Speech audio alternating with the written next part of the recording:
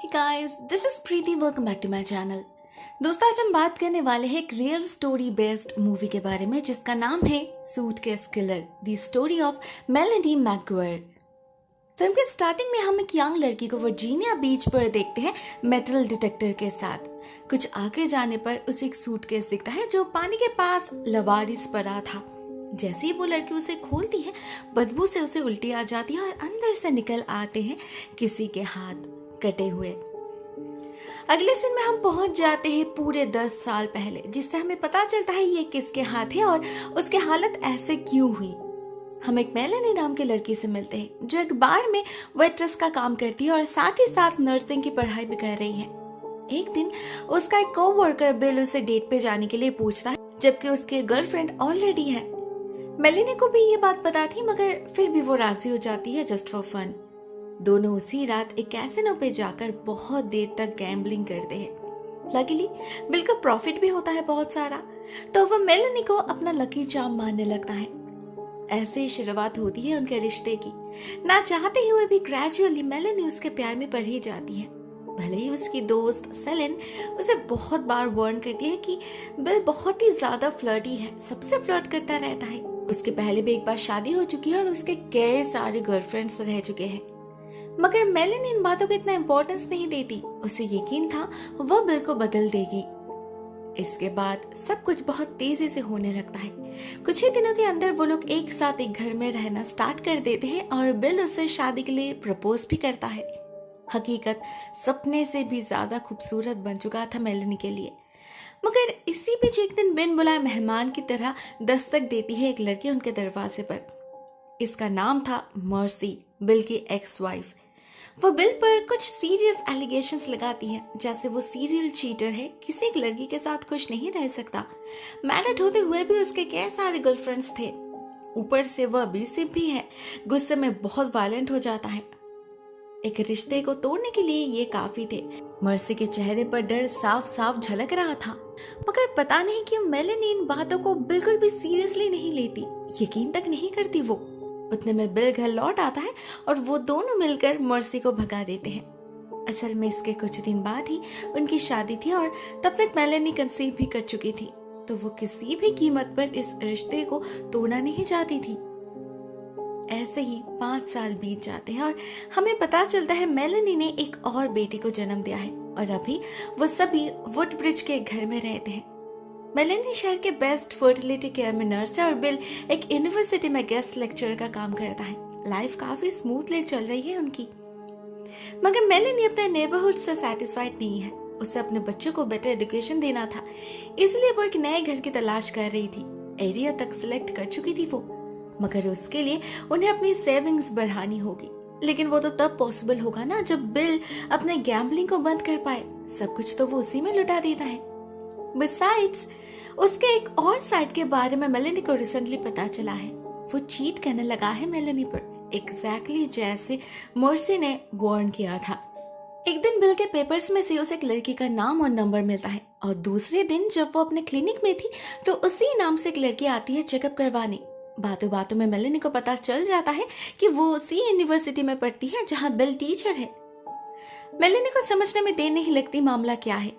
गुस्से में पागल हो जाती है वो, पैनिक अटैक आ जाता है उसे, बहुत अजीब बिहेव करने लगती है वो, जिससे हम समझ पाते हैं एंकर इश्यूज उसे भी है।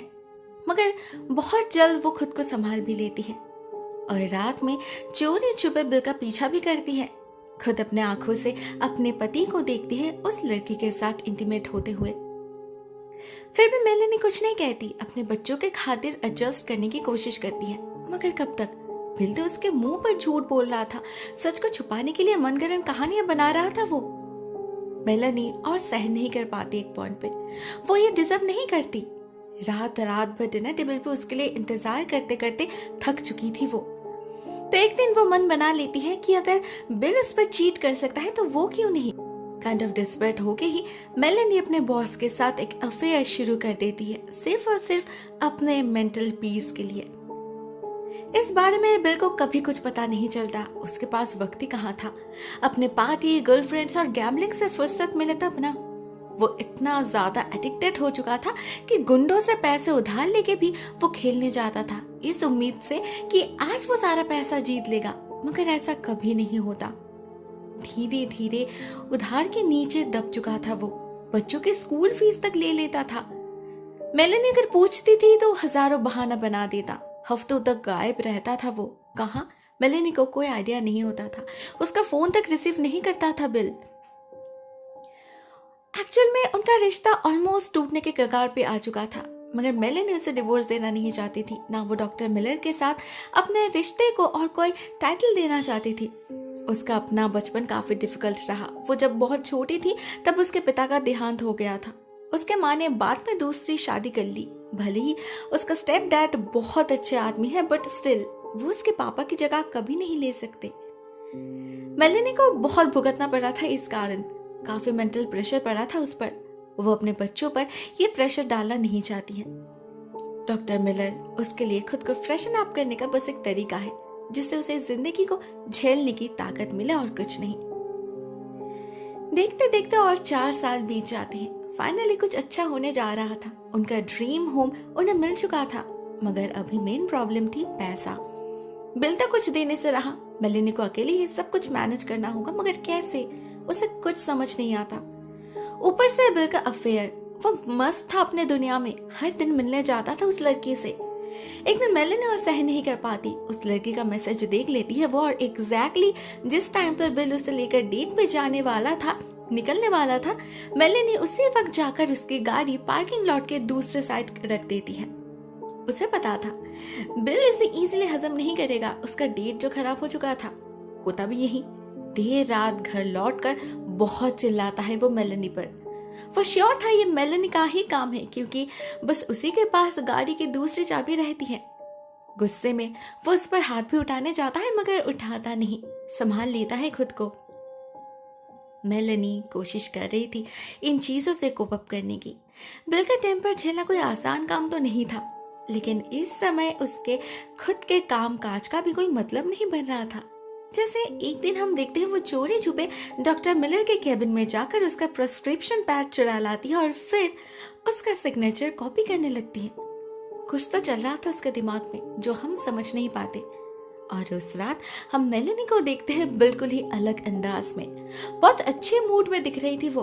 असल में नए घर की न्यूज से उसे एक होप मिली थी, सब कुछ फिर से स्टार्ट करने का दूसरा मौका मिल रहा था उसे, शायद वहां सब कुछ बेटर होगा। बिल भी खुश था और खुशी खुशी वो दोनों क्वालिटी टाइम स्पेंड करते हैं, इस उम्मीद में कि उनकी जिंदगी बदलने वाली है इन अ पॉजिटिव वे। मगर ऐसा होता नहीं। इसके ठीक 2 हफ्ते बाद ही पुलिस को बिल की लाश मिलती है। पता चलता है इससे पहले और भी 2 सूटकेसेस मिल चुकी है उन्हें, इसी सेम ब्रांड की, जिसमें एक ही इंसान के अलग अलग बॉडी पार्ट्स थे। लास्ट सूटकेस में जब लाश का सर मिलता है तो आइडेंटिफिकेशन में कोई प्रॉब्लम नहीं रहती। पुलिस को पता चल जाता है ये बिल की ही लाश है और वो लोग अपने तरह से इन्वेस्टिगेशन स्टार्ट कर देते हैं।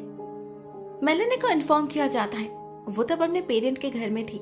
सब कुछ सुनकर वो बहुत ही ज्यादा शॉक्ड हो जाती है। उसे समझ नहीं आता बिल का ऐसा हाल कौन कर सकता है। बाद में जब उसे इंटेरोगेट किया जाता है तब कुछ बातें सामने आती हैं। हमें पता चलता है इन 2 हफ्तों में क्या हुआ था। मेलेनी बताती है बिल इस घर को लेकर बिल्कुल भी खुश नहीं था। उसे वर्जीनिया बीच पर अपना ड्रीम हाउस बनाना था। तो 2 हफ्ते पहले एक रात अचानक दोनों में इस बात को लेकर बहुत ज्यादा झगड़ा शुरू हो गया। बिल ने उस पर हाथ भी उठाया और फिर उसी रात घर छोड़ के निकल गया अपना सामान पैक करके। मेलेनी को लगा वो हर बार की तरह अपने किसी गर्लफ्रेंड के पास गया होगा, तो वो बेकार में टेंशन नहीं लेती, बल्कि पुलिस के पास जाकर रिस्ट्रेनिंग ऑर्डर्स फाइल करती है और साथ ही में डिवोर्स के लिए अप्लाई भी। वो इस आदमी के साथ और नहीं रह सकती, इसे तो बस अपनी परी है। मेलेनी या फिर अपने बच्चों के बारे में, उनके फ्यूचर के बारे में कभी कुछ नहीं सोचा उसने, तो मेलेनी क्यों सोचे।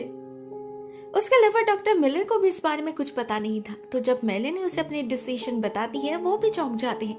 कुछ दिन पहले उसने कहा था कि वो अपने बच्चों का चाइल्डहुड खराब करना नहीं चाहती, तो इतनी जल्दी उसकी डिसीजन बदल कैसे गई। सेम सवाल पुलिस का भी था। उसके स्टेटमेंट में कुछ मिसिंग लिंक्स थे जिन्हें जोड़ना बहुत मुश्किल हो रहा था। वो जो कुछ भी क्लेम कर रही थी, सारे abuses, legal moves, FIR, even divorce के अपील भी, सब कुछ बिल के गायब होने के बाद ही लॉन्च किया गया था। एज इफ वो हड़बड़ी में अपने नैरेटिव को बैकफिल करने की कोशिश कर रही है। हर सवाल का जवाब था उसके पास। जैसे उसका घर चेक करने पर पुलिस को उसी ब्रांड का एक सूटकेस दिखता है जिसमें बिल की लाश मिली थी। पूछने पर मेलेनी दावा करती है हाँ वो लोग इसी ब्रांड की यूज करते हैं, मगर उस दिन बिल घर से निकलते वक्त अपना सामान भी इसी एक सूटकेस में लेकर गया था। पुलिस को उसके एक रिसेंट गन परचेज के बारे में भी पता चलता है। भले उसके घर से वो गन नहीं मिलती, मगर बिल के शरीर से जो बुलेट्स मिलती है वो इसी बंदूक की थी। इसमें भी मेलेनी का कहना था कि बिल जाते वक्त वो गन साथ लेकर गया था, तो हो सकता है किसी ने उसी के बंदूक से उसे मारा हो। हाँ, ये हो सकता था, मगर पुलिस को समझ नहीं आता मेलेनी को इतनी क्या जरूरत पड़ गई कि उसे बिल के गायब हो जाने के ठीक 2 दिन पहले ही एक बंदूक खरीदना पड़ा। इसके जवाब में मेलेनी कहती है कि उसे बिल ने ही फोर्स किया था। फॉरेंसिक टीम को बुलाकर भी पुलिस को घर से खून का कोई दाग या फिर स्किन फ्रैगमेंट्स नहीं मिलता, बस किसी बहुत ही स्ट्रॉन्ग ब्लीच का ट्रेस मिलता है जो नेचुरली हाउस होल्ड चोर्स में यूज नहीं होता। और जब बिल की गाड़ी मिलती है कि इंपाउंड यार्ड से, तो उसमें बिल के कुछ ब्लड सेल्स जरूर मिलते हैं। अब इसके बारे में तो मेलेनी को कुछ नहीं पता। उसने तो बिल को बस घर से निकलते वक्त ही देखा था, जब वो उसके डर से अपने बेटे के साथ बाथरूम में छुपी थी। उसे लग रहा था ये खून किसी माफिया ने किया होगा जिससे उसने पैसे उधार लिए थे, जरूर टाइम पर रिटर्न नहीं कर पाया। मगर पुलिस को ऐसा नहीं लगता। पैसों के लिए कोई इतने बेरहमी से किसी का खून क्यों करेगा? और फिर लाश को छुपाने की कोशिश भी तो की गई है। ये किसी ऐसे इंसान का काम है जिसके दिल में बहुत ज्यादा गुस्सा हो, नफरत करता हो वो बिल से। बिल की बहन सिंडी को भी यही लग रहा था और उसका शक जा रहा था मेलेनी पर। उसे मूव ऑन करने की कुछ ज्यादा ही जल्दी थी। खूनी को पकड़ने में कोई इंटरेस्ट नहीं था उसे। इवन फ्यूनरल तक उसने ठीक से अरेंज नहीं किया। वो ये सारी बातें पुलिस को जाकर बता देती है और उनका शक और ज्यादा स्ट्रांग हो जाता है। अभी बस कमी थी तो एक मोटिव की, जो उन्हें पूरे 2 महीने मेलेनी पर नजर रखने के बाद मिल जाता है। उन्हें पता चल जाता है डॉक्टर मिलर के बारे में, उनके अफेयर के बारे में। धीरे धीरे सारे मिसिंग लिंक्स जुड़ने लगे थे। कुछ फैक्ट्स उनके सामने था और बाकी का वो लोग अज्यूम कर रहे थे। मेलेनी का जो लैपटॉप उन लोगों ने सीज किया था, उसकी हिस्ट्री से पता चला है मर्डर से ठीक 2 हफ्ते पहले मेलेनी किसी को सिडेट करने की मेडिसिन ढूंढ रही थी। उन्हें यह भी पता चला है कि मेलेनी ने डॉक्टर मिलर का सिग्नेचर कॉपी करके उसी ड्रग को परचेज भी किया था। ऑलरेडी जितने सबूत मिले थे, पुलिस उसी पर बेस करके एक स्टोरी तैयार करती है, जिससे हमें पता चलता है असल में उस रात क्या हुआ था। इन रियलिटी मेलेनी और बिल के बीच कोई झगड़ा हुआ ही नहीं था। उस सेलिब्रेशन की रात मेलेनी ने उसके ड्रिंक में सेडेटिव मिलाकर उसे बेहोश कर दिया था और नेक्स्ट मॉर्निंग बच्चों के स्कूल भेजने के बाद उसने अपने ही घर में बिल का खून कर दिया और फिर बाथरूम में ले जाकर लाश को टुकड़ों में काटकर सूटकेस में भर दिया, जिससे डिस्पोज करने में आसानी हो। उसके बाद रात होते ही उसी के गाड़ी में अटलांटिक सिटी तक ड्राइव करके उन सूटकेस को फेंक दिया समुंदर में और गाड़ी को एक यार्ड में छोड़कर कैब बुक करके घर वापस आ गई। घर में सब कुछ बहुत केयरफुली क्लीन किया उसने, मगर अपने जूतों के बारे में भूल गई, जिससे पुलिस को बिल का डीएनए मिला था। ये सेम ब्लड सेल ही है जो उसके गाड़ी में भी था। मेलेनी का भांडा फूट चुका था। उसी दिन पुलिस उसे अरेस्ट कर लेती है और तो और उसके बच्चों को भी छीन लिया जाता है उससे। अभी आगे से सिंडी उनकी देखभाल करेगी। मेलेनी बिल्कुल अकेली पड़ चुकी थी। बस उसके पेरेंट्स उसके फेवर में थे। उन्होंने ही उसे बेल दिलवाया पूरे $750,000 के बदले, मगर अपने बच्चों की कस्टडी उसे वापस नहीं मिलती। एक तरफ पुलिस अपनी पूरी कोशिश कर रही थी उसे गिल्टी प्रूफ करने की, उसके कन्फेशन पाने की, जिसके लिए उन्होंने मिलर को भी यूज किया। उनके प्राइवेट कॉल्स को रिकॉर्ड किया गया, मगर फिर भी उन्हें कुछ नहीं मिला। मेलेनी गेम को बहुत ही केयरफुली खेल रही थी। उसके साथ उसके गेम में जीतना आसान नहीं होगा, लेकिन पुलिस भी हार नहीं मानती। 3 महीने बाद मेलेनी जब फिर से एक बार कोशिश करती है खुद को इनोसेंट प्रूफ करने की, एक लॉयर हायर करती है जो कोर्ट में जाकर उसके बताया गया अजीबोगरीब एक्सक्यूजेस प्रेजेंट करता है जिनका कोई मतलब नहीं बनता। तब पुलिस भी अपनी पूरी एफर्ट लगाती है। उनके पास पक्के सबूत थे और कुछ सर्कमस्टेंशियल एविडेंस भी। ऑफ कोर्स कोर्ट उसी पर बिलीव करती है।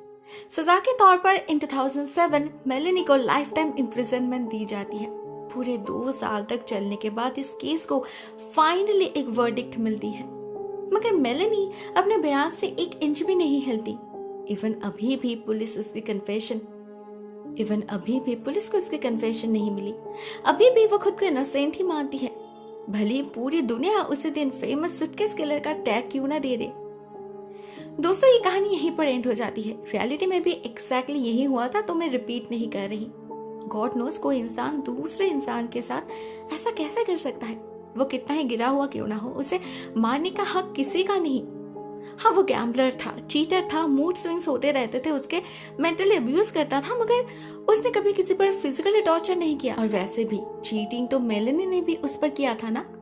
और अगर इतनी प्रॉब्लम हो रही थी उसे, तो अब वो सिंपली उसे छोड़ सकती थी। उसे मारने की क्या जरूरत पड़ी। फिल्म में इसका एक छोटा सा हिंट दिया गया है। असल में मेलेनी खुद भी एक सोशियोपैथ थी। कुछ अनरिजॉल्व्ड इश्यूज थे उसके। बहुत ही कम उम्र में अपने पिता को खोने के कारण उसे जो स्ट्रेस से गुजरना पड़ा था, उसका असर उसके साइकोलॉजी पर बहुत देर तक रह गया। शायद वो बिल के इग्नोरेंस को टॉलरेट नहीं कर पा रही थी, उसे रिवेंज चाहिए था। जो भी हो, उसने गलत किया और उसकी सजा उसे मिल रही है। Totally justified. आपको क्या लगता है? Share your thoughts in the comment section. आज के लिए बस इतना ही दोस्तों। Thank you so much for watching this video. बहुत जल्द मिलते हैं नेक्स्ट वीडियो के साथ। तब तक के लिए टेक केयर। टाटा।